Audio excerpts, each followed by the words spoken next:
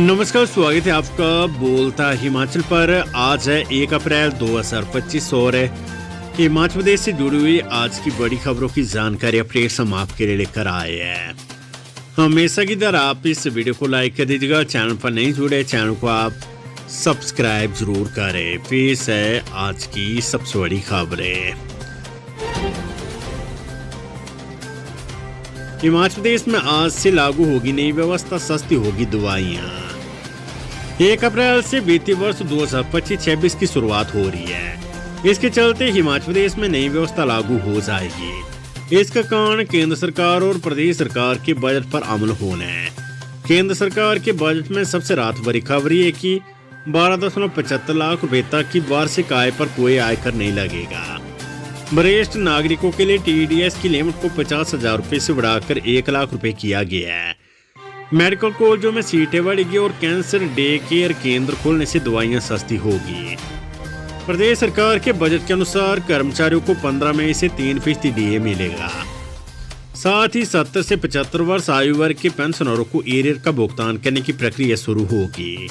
राज्य सरकार के लिए इस वित्तीय वर्ष में सबसे अधिक परेशानी राजस्व घाटा अनुदान राशि का घटकर 3,256 करोड़ रुपए होने हैं।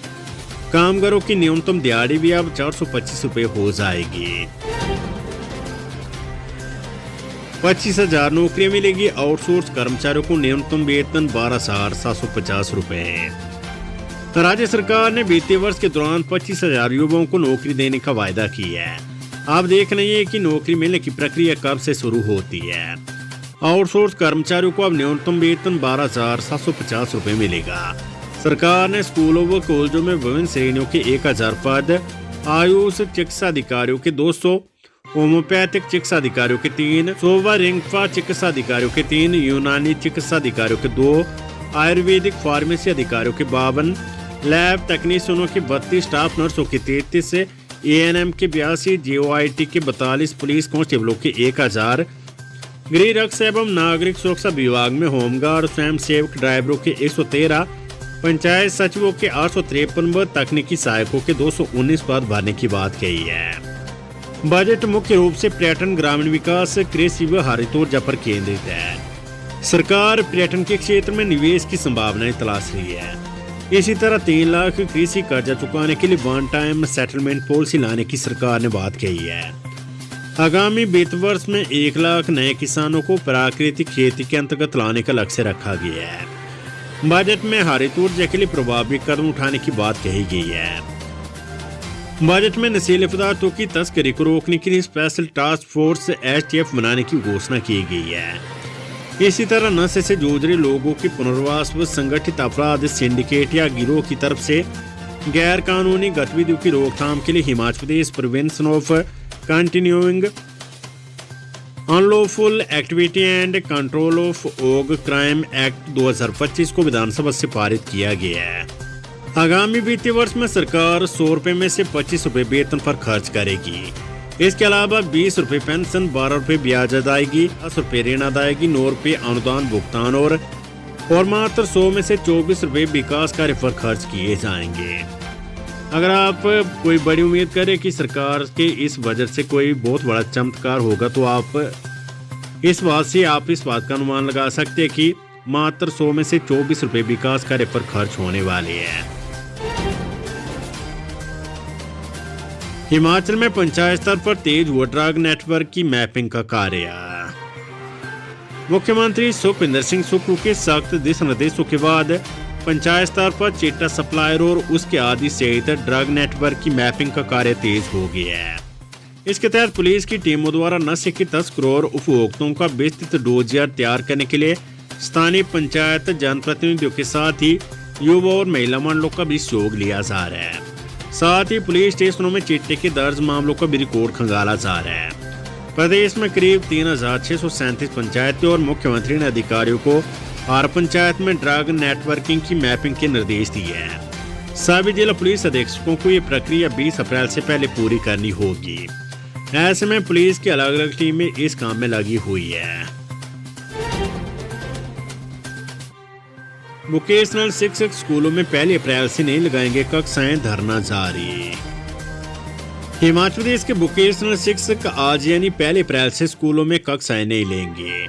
शिक्षकों ने कक्षों का बहिष्कार करने का फैसला लिया है। शिक्षक को उनकी सेवाओं को हरियाणा की तर्ज पर सोसाइटी के अंतर्गत करने की मांग सरकार और विभाग से कर रहे और सर्विस प्रोवाइडर कंपनी को बाहर करने पर अड़े है। शिक्षकों का कहना है कि हरियाणा में वोकेशनल शिक्षक सोसाइटी के तहत सेवाएं दे रही है जो सुचारू तौर पर चल रही है, बल्कि इस अप्रैल से वहां शिक्षकों के वेतन में 5% एनुअल इंक्रीमेंट भी लगाई गई है। हिमाचल प्रदेश के मुकाबले वहां के शिक्षकों का वेतन अधिक है। वहां शिक्षकों का वेतन 30,000 से 35,000 के बीच है, जबकि प्रदेश में शिक्षक 20 से 25,000 के बीच वेतन ले रहे हैं, जो काफी कम है। शिक्षकों का कहना है कि इस बार भी पीछे नहीं हटेंगे। कंपनी को बाहर करने की मांग पूरी होने पर ही आंदोलन को वापस लिया जाएगा। इस समय स्कूलों में 2100 से ज्यादा वोकेशनल शिक्षक कार्यरत और शिक्षक इस बार विभाग से वोकेशनल शिक्षक की कंपनी से MOU साइन न करने की मांग कर रही है।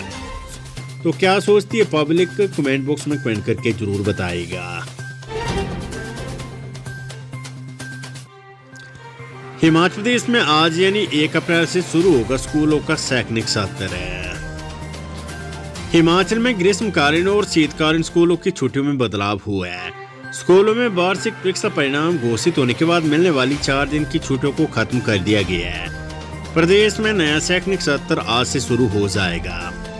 हिमाचल प्रदेश के स्कूलों में कार्यरत शिक्षकों और छात्रों की 2025-26 शैक्षणिक सत्र से हाजिरी अब पूरी तरह से ऑनलाइन लगेगी। सरकारी स्कूलों में विद्यार्थियों की उपस्थिति ऑनलाइन यानी मोबाइल ऐप के जरिए दर्ज की जाएगी। हाँ, प्रदेश भर के सभी सरकारी स्कूल में विद्यार्थियों की ऑनलाइन उपस्थिति की व्यवस्था शुरू कर दी गई है। इससे फर्जी उपस्थिति पर अंकुश लगेगा। ये पहला मौका होगा जब सरकारी स्कूलों के बच्चों की उपस्थिति ऑनलाइन दर्ज की जाएगी। हिमाचल प्रदेश में अनाथ बच्चों को बोनाफाइड हिमाचली प्रमाण पत्र का मिला अधिकार है। मुख्यमंत्री सुखविंदर सिंह सुक्खू ने अनाथ बच्चों के हित में एक और महत्वपूर्ण कदम उठाते हुए उन्हें बोनाफाइड हिमाचली प्रमाण पत्र प्राप्त करने का अधिकार दिया है। राज्य सरकार ने यह निर्णय उन अनाथ बच्चों के लिए लिया है जो पिछले 15 सालों से हिमाचल प्रदेश के बाल देखभाल संस्थानों में रह रही है। इससे पहले मौजूदा दिशा निर्देशों में ऐसी व्यवस्था न होने के कारण ये बच्चे कल्याणकारी योजनाओं और रोजगार के अवसरों से वंचित रह जाते थे। नौकरी के लिए वन टाइम में रजिस्ट्रेशन जरूरी, राज्य चयन आयोग के लिए IT विभाग ने बनाया पोर्टल है। हिमाचल प्रदेश में यदि किसी को क्लास 3 कैटेगरी में नौकरी चाहिए तो उसे राज्य चयन आयोग की वेबसाइट पर एक बार खुद को पंजीकृत करवाना होगा। इसके लिए राज्य चयन आयोग वन टाइम रजिस्ट्रेशन के लिए पोर्टल तैयार कर रहा है। राज्य के IT विभाग ने पोर्टल लगभग तैयार कर लिया और अब सिर्फ पेमेंट गेटवे की ऑनलाइन इंटीग्रेशन के लिए काम चल रहा है। पेपर लीक का मामला सामने आने के बाद से हमीरपुर कर्मचारी चयन आयोग में पिछले 2 साल से नई भर्तियों के लिए आवेदन नहीं हो रहे हैं। अब आयोग का नए सिरे से गठन हो गया और इसलिए वन टाइम रजिस्ट्रेशन पोर्टल को लागू किया गया है। उपभोक्ताओं को राशन डिपो में अप्रैल से मिलेगा सस्ता रिफाइंड और सरसों तेल। हिमाचल प्रदेश के राशन कार्ड उपभोक्ताओं को इस महीने से डिपो में 1 लीटर रिफाइंड और 1 लीटर सरसों तेल मिलेगा। खाद्य आपूर्ति निगम ने रिफाइंड तेल का टेंडर फाइनल कर सरकार को मंजूरी के लिए भेज दी है। 5 कंपनियां टेंडर में शामिल हुई थी। अब सरकार की मंजूरी मिलने के बाद खाद्य आपूर्ति निगम सप्लाई ऑर्डर जारी करेगा। खाद्य आपूर्ति निगम ने दाल चना का सप्लाई ऑर्डर भी जारी कर दिया है। ये ऑर्डर केंद्रीय एजेंसी NCCF को दिया गया है। अगले सप्ताह के भीतर दाल चना की सप्लाई शुरू हो जाएगी। ये ऑर्डर 3 महीने के लिए किया गया है। बैजनाथ में सेक्स रैकेट का पर्दाफाश, 2 महिलाएं गिरफ्तार, 2,22,000 कैश भी जब्त। बैजनाथ के अल हिलाल में पुलिस ने सेक्स रैकेट का पर्दाफाश किया है। आरोप में 2 महिलाओं को गिरफ्तार किया गया है जो कि पंजाब से है। दोनों महिलाओं को पुलिस ने हिरासत में ले लिया है। जानकारी के अनुसार रविवार देर रात पुलिस ने बैजनाथ पालमपुर राष्ट्रीय राजमार्ग पर आर्मी कैंट अल हिलाल में एक होटल में दबिश दी और सेक्स रैकेट के आरोप में 2 महिलाओं को गिरफ्तार किया। साथ ही 2 अन्य महिलाओं को रेस्क्यू किया गया है। निजी ऑपरेटर ने उठाई मांग, न्यूनतम किराए में बढ़ोतरी व निजी बसों की पंजीकरण नीति में किया जाए बदलाव। हिमाचल प्रदेश में न्यूनतम बस किराए में बढ़ोतरी, निजी बसों की पंजीकरण नीति में बदलाव, निजी बस ऑपरेटरों को लगातार हो रहे घाटे व अन्य समस्याओं को लेकर निजी बस ऑपरेटर संघ के प्रदेश अध्यक्ष राजेश प्रसाद ने सोमवार को उप मुख्यमंत्री मुकेश अग्निहोत्री से मुलाकात की। वहीं उन्हें प्रदेश भर में निजी बस ऑपरेटरों की मौजूदा स्थिति के बारे में अवगत करवाया कि किस तरह से ऑपरेटर घाटे में रहकर बसें चला रही है।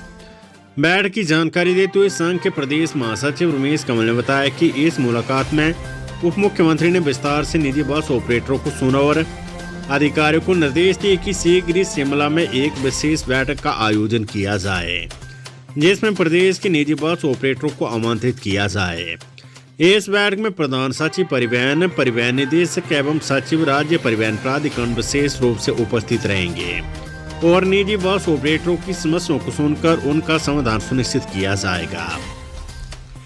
डिप्टी सीएम मुकेश अग्निहोत्री ने आश्वासन दिया कि सरकार निजी बस ऑपरेटरों की हर समस्या को गंभीरता से लेगी और समाधान के लिए हर संभव प्रयास करेगी। शिमला में 14 साल की नाबालिग से होटल में दुष्कर्म, 26 साल का आरोपी गिरफ्तार है। हिमाचल प्रदेश की राजधानी शिमला में एक नाबालिग लड़की के साथ दुष्कर्म का मामला दर्ज हुआ है। पीड़िता की मां ने न्यू शिमला थाना में शिकायत दर्ज करवाई है कि नितिन उम्र 26 निवासी कंडाघाट जिला सोलन उनकी 14 वर्षीय बेटी को बहला फुसलाकर एक होटल में ले गया और वहां उसकी सहमति के बिना उसके साथ शारीरिक संबंध बनाए।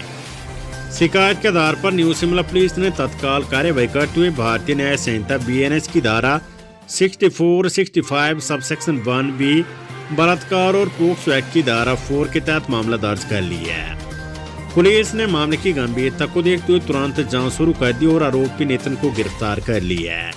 डीएसपी सिटी विक्रम ने बताया कि आरोपी को गिरफ्तार कर लिया गया और कोर्ट में पेश किया जाएगा।